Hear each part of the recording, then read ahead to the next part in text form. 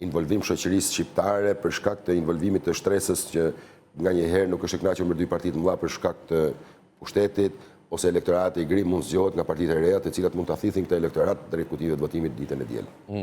Avokat, se i takon edhe një lajmi që kishte të bënte me Berishën, çfarë të bëri përshtypje një reagim i një gazetari amerikan, Mark Caputo, kishte punuar për disa media prestigjioze, përfshirë Politikon, dhe u tha që nëpërmjet një reagimi nga Departamenti i Shtetit, ai mund të udhtojë drejt Amerikës. Nuk flitet të paktën në atë postim për heqjen non grate apo çfarë u aludua tjetër, por duket sikur ka një ndryshim të qëndrimit lidhur me pikpamjen e Amerikës për Berishën.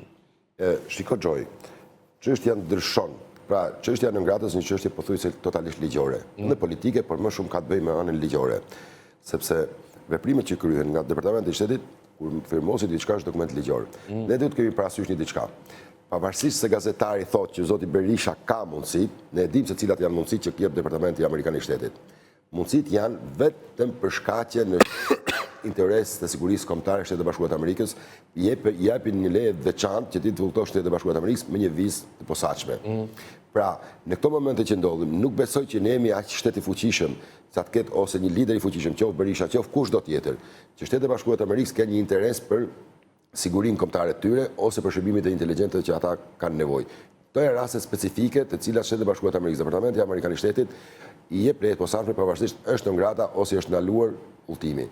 Shikon, Amerika ka pas raste që edhe pjesëtarët e grupeve terroriste që kanë qenë antar ose kryetar grupeve terroriste, i është dhënë leje veçantë për shkak të interesave kombëtare amerikane që kanë vajtë në takime në Amerikë.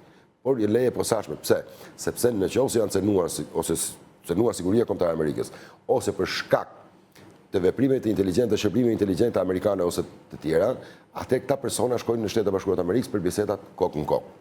Pra, ne nuk kemi para faktit që Shtetet e Bashkuara të Amerikës kanë një interes për sigurinë kombëtare, qoftë për zotin Berisha, qoftë për zotin Rama, qoftë për çdo njeri tjetër në Shqipëri. Pra duhet ta përmbledhim të gjithën.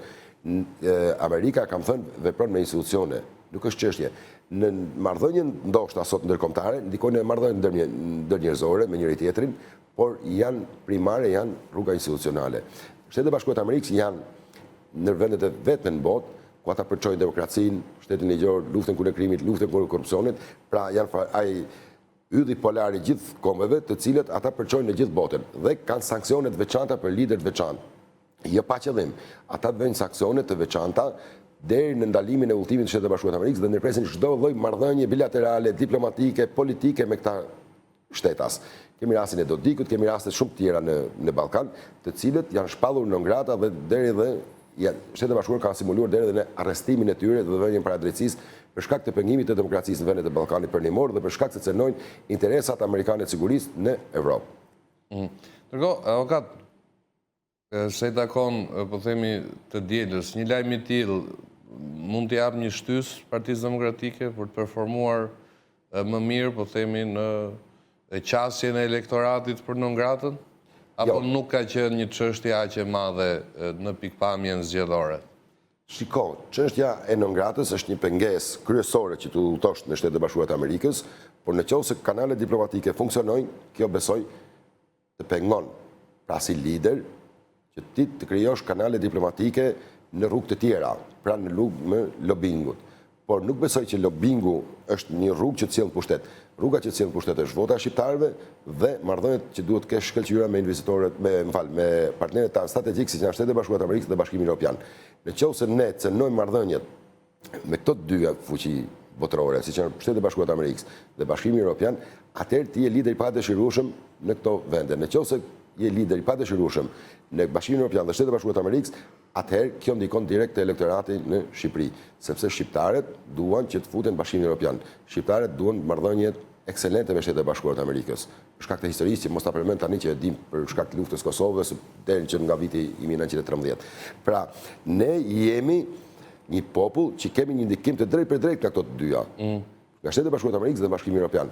Këto ndikon drejt për drejt në elektoratin shqiptar dhe në popullin shqiptar. Për shkak të lidhjeve dhe për shkak të diktaturës që ne kemi vuajtur 50 vjeçare, e cila fal Shtetet e Bashkuara të Amerikës ne po hymë tashmë në rrugën e duhur të demokracisë dhe integrimin e Bashkimit Evropian dhe strukturave atlantike, për hir vërtetës jemi anëtar të NATO-s.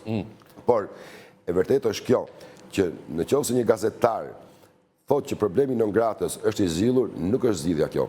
Zgjidhja për mua është ligjore. Në momentin që firmosit heqja e non gratës, se kur do bëhet, a do bëhet, as do bëhet, është çështje që i takon Departamentit Amerikan Shtetit dhe sekretarit Rubio, i cili do firmos heqjen ose lënien fuqitë non grata. Në këto kushte që flasim, Sali Berisha është person non grata për shkak të vendosjes non grata nga administrata Biden, pra me firmën Antony Blinken. Tani, a mundet që këta lobuos të lobojnë në Departamentin Amerikan Shtetit, që Sali Berisha të heqet non grata dhe zoti Berisha të udhtoj i lirshëm në Shtetet e Bashkuara të Amerikës, është çështje që ta shohim pas zgjedhjeve. Ne këto momente jemi pas nesër janë zgjedhjet. Pra nuk kemi ndonjë veprim, po themi, politik ose juridik nga Departamenti Amerikan i Shtetit që t'u thotë shqiptarëve që po, Sali Berisha nuk akuzohet për këto që është vënë non grata.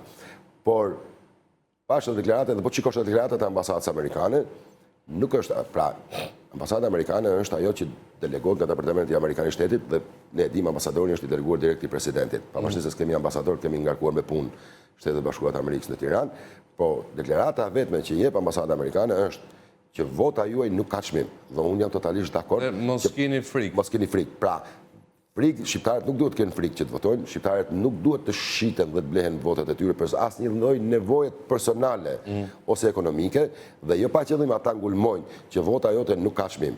Pra, e përkthyer në shqip do thotë që ti nuk duhet shitesh. Dhe ne duhemi të mësohemi përfundimisht tashmë që qytetarët shqiptarë të votojnë në mënyrë të lishme, pa ndikime në asnjë lloj favorit.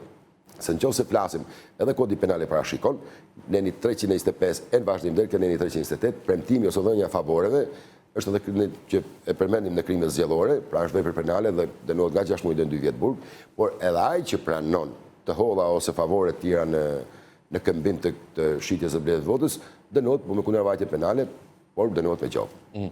Avokat, ka goxha procedime penale qoftë nga struktura e posaçme, qoftë dhe nga prokuroria e zakonshme, ta quajmë si të tillë. Çfarë ka bërë përshtypje do të ketë ndëshkim të krimit zgjedhor? Shqipëria ka një rekord shumë të dobët, për të mos thënë gati inekzistent, të ndjekjes penale për krimet zgjedhore, aq më keq të ndëshkimit të tyre. Shiko Gjoj, referimet që janë bërë kallëzime personale, janë bërë nga drejtoritë e qarqeve, dhe janë bërë dhe nga... Janë bërë nga policia e shtetit, to është njoftimi, por gjithashtu dhe nga SPAK-u, që më sa duket, ato që si ka për kompetencë mund t'i delegojë. I delegon të prokurorit e jurisdiksionit përgjithshëm. Por ne po flasim për kallëzimet, janë bërë kallëzime personal nga persona të veçantë, është bërë kryesisht veprime hetimore nga prokurorit e rretheve, është bërë kryesisht dhe mbas informacioneve që kanë pas drejtoritë e krimit ekonomik në drejt e qarqeve të policisë, dhe të gjitha këto janë përmbledhur dhe përmbledhen në një pas të tillë, të cilat përcillen pranë prokurorëve të jurisdiksionit përgjithshëm. Këto pastaj një pjesë i bën kallëzim në SPAK, SPAK-u e shikon, është kompetencë lëndore, toksore dhe në raste të tilla që nuk është kompetencë i dërgon pranë prokurorive të jurisdiksionit përgjithshëm. Siç jemi në raste, për shembull, jemi në rastin e Shkodrës, ku gjyqtari Erion Bani lëshoi një vendim, pra me kërkesë prokurorisë posaçme, lëshoi një vendim me datë 7 për kontrollet banesa dhe kontrollet e automjeteve të personave të ndryshëm në qarkun e Shkodrës. Dhe e gjithë kjo ka qenë një kërkesë e prokurorisë posaçme.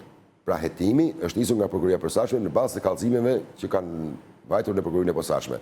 Dhe kallëzimet ose mbledhja e informacione është bërë nga drejtoria e Shkodrës, e policisë së Shkodrës, e cila është referuar për prokurorisë posaçme. Dhe prokuroria posaçme ka kërkuar gjykatës GKK-s dhe gjyqtari Erion Bani ka vendosur për kontrollin personal dhe të banesave të disa shtetësve në qarkun e Shkodrës. Unë besoj që pra kërkesa ka qenë për mbledhjen e provave paraprake.